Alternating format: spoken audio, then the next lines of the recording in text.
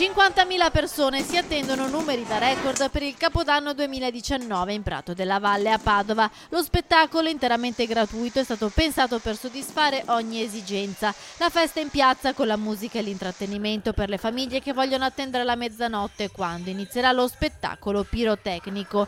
Poi entrerà in scena il rapper Fabri Fibra, molto amato dai più giovani, che si esibirà per il primo concerto del nuovo anno. Uno spettacolo unico, ma non sarà questa la sola novità. Per la prima volta si potrà raggiungere il Prato con bus navetta gratuiti, quindi anche per favorire un accesso sostenibile al Prato senza quel caos che spesso caratterizza i grandi eventi in Prato della Valle, soprattutto nelle zone limitrofe. Ci sarà anche il parcheggio di Piazzale Rabin che sarà a disposizione. Per chi vuole essere sicuro di trovare posto nell'area spettacolo per il concerto di Fabri Fibra, che è comunque gratuito, potrà ritirare il pass dal 29 al 31 dicembre alla giostra posizionata sul lato di via Cavalletto. Sul fronte sicurezza non mancano le azioni messe in campo dal Comune. Verrà chiuso sin dalle 15, però per fortuna siamo riusciti ad avere dal lato via Cavazzana anche un ingresso pedonale, esclusivamente pedonale, sempre attraverso il controllo da parte delle forze dell'ordine,